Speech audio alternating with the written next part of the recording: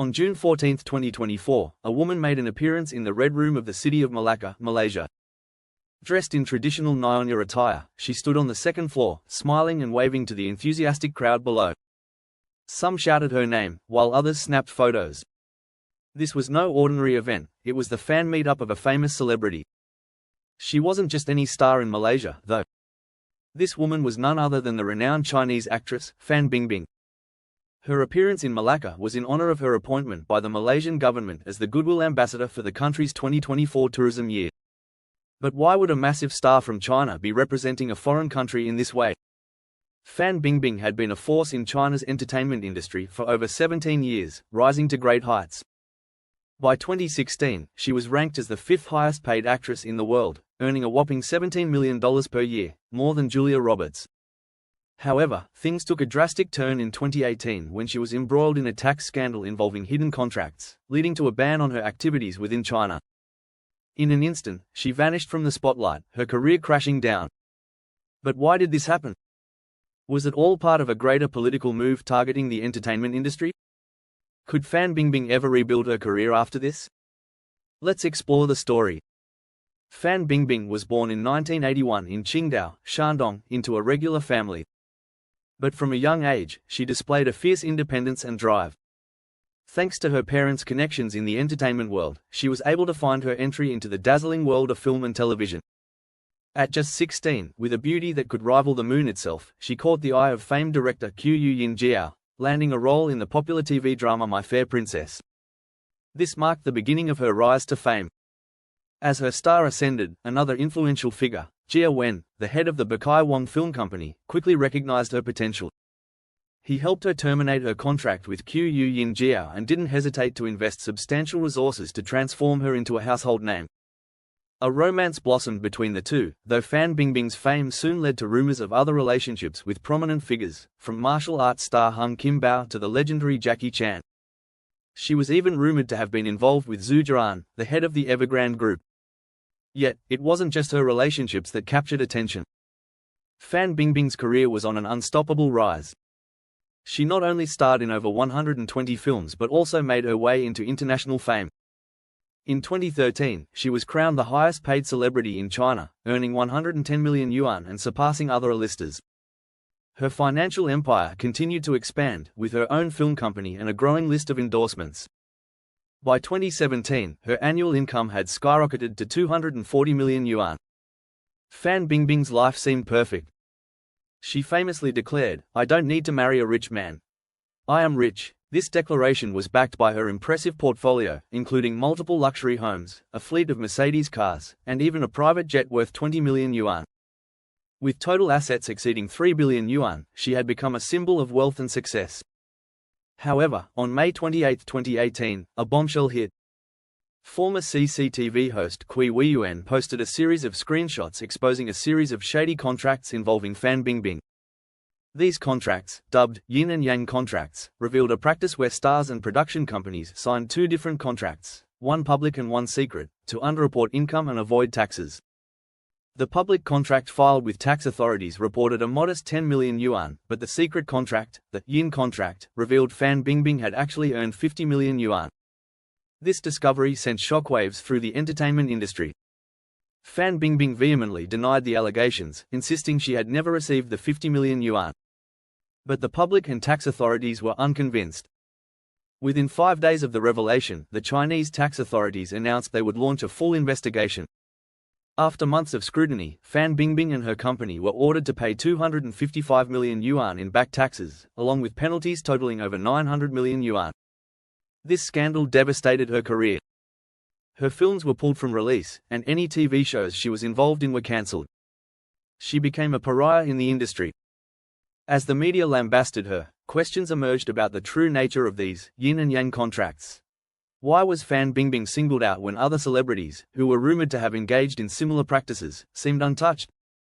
While some speculated this was an attack on her from higher powers, others wondered if her downfall was the result of a broader issue within the entertainment industry. It turns out that these hidden contracts were not just about avoiding taxes. They revealed deeper, more complex issues within China's entertainment world, which may have been a factor in the targeting of Fan Bingbing. So, can she make a comeback? Will the government allow her to return to the industry? And why did the focus fall squarely on her? These questions remain unanswered, but one thing is clear: Fan Bingbing's story is far from over. In 1974, the Hong Kong government took a significant step by establishing an independent commission to combat corruption within the police force and intensify the crackdown on illegal earnings from criminal syndicates. The days of safe, unchallenged criminal activities were numbered. The gangs began to realize that their underground operations in Hong Kong were no longer secure, forcing them to look for alternative ways to protect their earnings.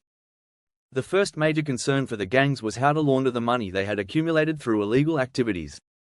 It was during this time that the leader of the Sannon gang realized the potential of the film industry as an effective money laundering channel. The movie production process, with its hard-to-audit costs and complex expenditures, provided the perfect cover for illicit activities. For instance, when a palace was built for a film set and later destroyed in the movie, the actual cost of building it could vary widely. Was it 10,000 yuan or a million? The difference could easily escape the attention of auditors. In this way, the underworld began setting up their own film production companies. These film studios, while outwardly engaged in the movie business, actually served as hubs for laundering money. Money would flow through various intermediaries, seemingly spent on costumes, props, and other production costs, but ultimately, it would return to accounts linked to the gang leaders, now transformed into legitimate income. But laundering didn't stop there. The underworld also found ways to manipulate box office revenues. Although reports claimed high ticket sales, the reality was that the theaters were almost empty. The deception continued, as movie theaters acted as intermediaries for the gangs, inflating ticket sales to legitimize their dirty money. High salaries for movie stars also played a role in this scheme. The practice of yin and yang contracts was common. A public contract would show a star's salary as 10 million yuan, but the star would only receive 2 million. The rest? It was used to wash dirty money. The film stars, many of whom had ties to the criminal syndicates, participated in these projects not to advance art or politics, but to launder money. This was the model used in Hong Kong. But what about mainland China? In the early 2000s, the Chinese film industry underwent a massive commercialization process, heavily influenced by Hong Kong's methods. Many films during this time were joint ventures between Chinese and Hong Kong producers. A prime example is the film Reunion, starring Fan Bingbing, or the new Shaolin Temple with its Hong Kong involvement. From the perspective of the origins of yin and yang contracts, the ones Fan Bingbing signed were quite similar to those used in Hong Kong. Her career, remarkably short in terms of actual production time, allowed her to rake in huge amounts of money quickly. In just 4 days of shooting, she could earn 10 million yuan. But behind these earnings, there was often much more at play. Fan Bingbing was rumored to have helped launder 50 million yuan through one of these secret contracts, a sum far beyond what she actually received. This explains how someone who had been in the entertainment business for over 15 years could maintain such a high level of productivity, starring in 128 films and TV series over that period, an average of 8.3 productions each year. Most of these films, however, went unnoticed by the public, such as Future Police or Rice Fields. These films had limited viewership, and only loyal fans knew of their existence. However, unlike Hong Kong, mainland China's film industry had its own distinctive features. Dirty money didn't only flow from the underworld but also from political and business circles. For example, the truth behind the disappearance of Zhao Wei reveals the involvement of prominent figures like Zheng Qingwei, the younger brother of Zheng Cheng, a former Politburo Standing Committee member of the Chinese Communist Party. Zheng Qingwei had been deeply involved in both the Hong Kong and mainland film industries and was one of the major investors in Chinese cinema. Photos of him, often with famous stars, indicate his significant influence, and a picture from 2021 even shows him standing in the center with Zhao Wei, symbolizing their close relationship. The integration of politics, business, and the entertainment industry in China became more pronounced, explaining why yin and yang contracts, though prevalent, only became an issue when it came to celebrities like Fan Bingbing. The critical point here wasn't whether you were involved in money laundering, it was who you were laundering money for. Were you connected to powerful figures in the financial or political spheres? Fan Bingbing's story was not simply one of tax evasion. It also linked her to powerful figures in the financial world, like the elusive Mu Shuken, who had been her protector and had amassed a fortune of over 1 billion yuan by 2017. In 2018, President Xi Jinping launched an unprecedented nationwide anti-mafia campaign aimed at rooting out corruption at the grassroots level, a campaign that had connections to the underground world. As the story unfolds, we realize that the issue is far more complicated than it seemed. After a silence of several years, Fan Bingbing made her comeback on the international stage, gaining popularity in Malaysia. However, it's not just about taxes or illegal earnings. If the high-ranking political and business figures in these circles are implicated, it could make it extremely difficult for Fan Bingbing to regain her status, no matter how much influence she wields. The path back to stardom seems far more distant than ever. And so, we conclude today's story. Thank you all for following along.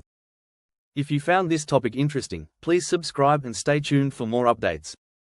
As the situation deepens, we begin to see that the world of entertainment in China is not just about fame or artistic achievement, it's intricately tied to power and influence. The convergence of politics, business, and the underworld has created a complex web that celebrities like Fan Bingbing find themselves entangled in. While their public personas may suggest a glamorous life, behind the scenes, they are often pawns in a much larger game. This reality shines a light on the extent to which the entertainment industry in China has become a tool for laundering money, and it shows just how much control certain figures hold over the industry. These figures aren't just wealthy, they possess immense political leverage, which makes them nearly untouchable in the public eye. The film industry, which once seemed like a place for creativity and expression, now looks more like a marketplace for illicit money and power struggles. Fan Bingbing's case isn't isolated.